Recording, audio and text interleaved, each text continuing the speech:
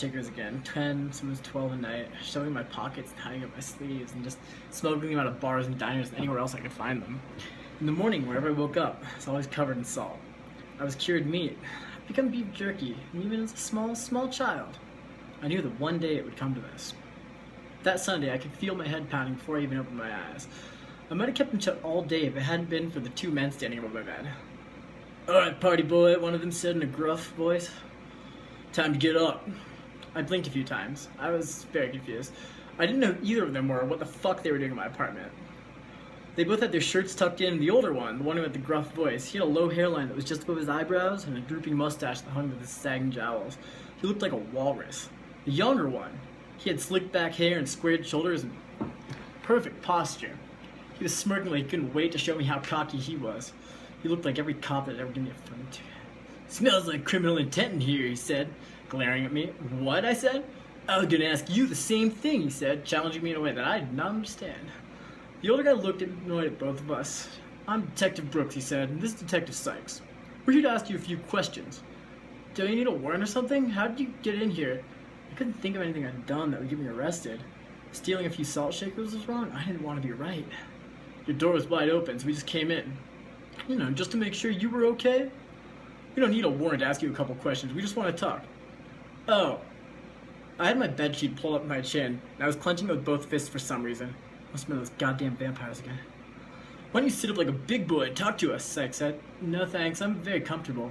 "Where are your manners?" he said, smirking. "Rise and shine, fancy pants." He grabbed the bottom of my sheet and yanked it away from me like my father used to do to my blankie when I was small. But this time, I didn't cry. And I knew that I was finally a man. But I was still wearing my shoes and the same clothes I'd been fired on Friday. Except now, everything was covered in salt. There was a pile over my bed, there was buried under it like a sleeping dad on the beach who wakes up and finds those mischievous asshole children have played a joke on them with their buckets of sand and their cruelty. And these men were not my children. And there were no salt shakers anywhere. Where the fuck did it all come from? How did this happen? I had no idea. I've never been able to explain myself. "Bling bling, looks like somebody had themselves a little fiesta," Sykes said. "What have we got in here? Coke? H? Mexican chimney hat?" He stuck his pinky into his mouth and then dipped it in the salt. "You're going to wait for a long time, senor," he said as he jammed his salt-speckled finger up his nostril. "Sergeant, that doesn't look like..."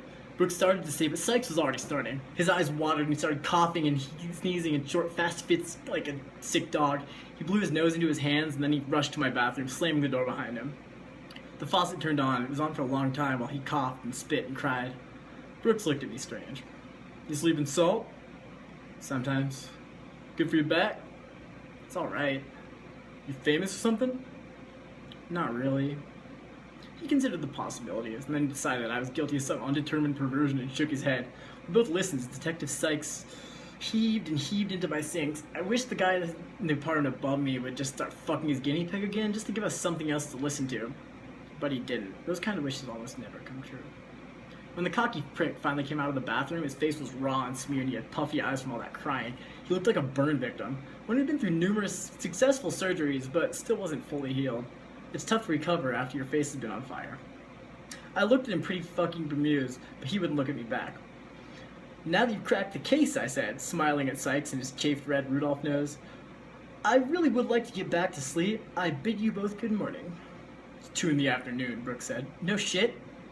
"Like I said, we have a few questions for you." "Alright," I said, and sighed. It was still foggy and my head was throbbing, but I could play Vice Squad with these two jerks for a few minutes, make them feel like they were being useful, and I would have a more interesting start to my day than usual.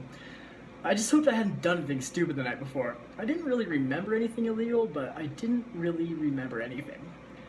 "Where were you last night? Around 10 p.m.? "Probably a bar. Probably. "What bar?" "The one down the street." "What's the name of it? What's this about?" "How well do you know Marlene Burton?" "Who?" "The assistant at Dr. Weinhardt's office. Your dentist." "Oh, Deaf Marlene. She had a last name," Sykes broke in with his shame-induced silence. "She wasn't defined by her disability. She was a person, you know." "I know, fuckhead," I signed in response, working my hands slowly for emphasis. I waited for him to react.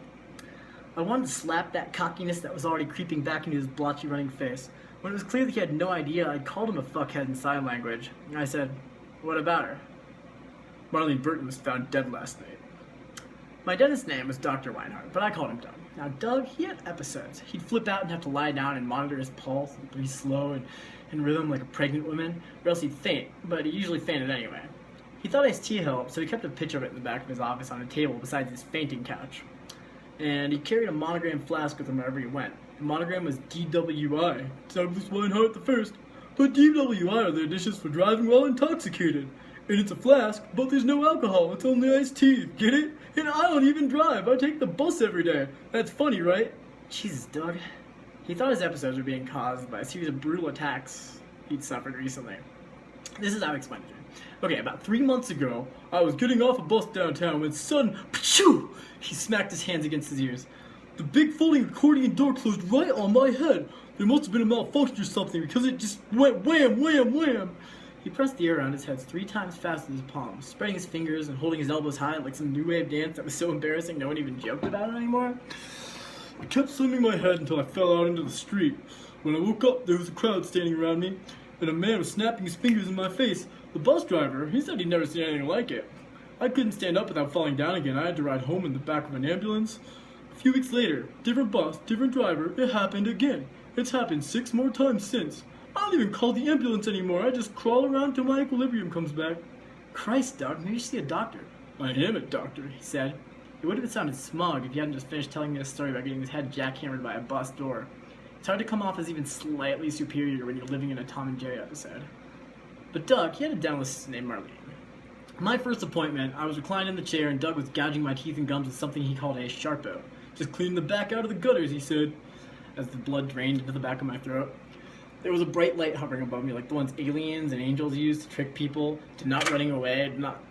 Anyway, I was breathing hard through my nose, but I was panicking because I was choking to death with my own blood. Then I heard someone else come into the room, their shoes softly padding on the floor. The light steps sounded like a woman. Oh, there she is, just in time. Can you hand me the prober? Doug said. He was speaking slower and louder than normal, or than a normal person should. A woman's hand passed between me and the light. I saw red nails, and I was very impressed with myself because I've always been perceptive like that. I could have been a detective. I could have been blind and still been able to solve crimes and mysteries. I was almost like a superhero sometimes. No, the prober, he said way too deliberately, adding unnecessary syllables. I figured she was either 6 years old or retarded. If she was that young, she shouldn't be wearing nail polish, but if she was retarded, she shouldn't really be allowed to play with drills. Thank you. Now can I get some suction? Suction. She put the thin vacuum down my throat, and it sucked and slurped the blood from the back of my throat as Doug kept hacking away. But I could breathe again. This woman has saved my life. I'd probably marry her, even if she was 6 years old retarded. What a strange life we'd have together. Oh gosh, you two haven't even met yet. Someone's putting their hands in your mouth, you should at least know their name, Doug said. Shane, this is my assistant, Marlene. A head leaned over really close to me, eclipsing that tricky paranormal light. There was a serene halo of blonde hair lit up all around her face. Single strands hung down like icicles. It was beautiful. Hi, nice to meet you, she shouted atonally into my gaping mouth. I saw this documentary once. I had this black and white footage of this man in goggles and baggy clothes who looked vaguely German, like someone the Germans would have taken prisoner back when everything was black and white. He was pale and skinny and his head was shaved bald. His legs were in a stiff, clunky iron boot set up, and his arms were shackled and pulled straight down by his arm by taut chains bolted to the floor. And he looked nervous.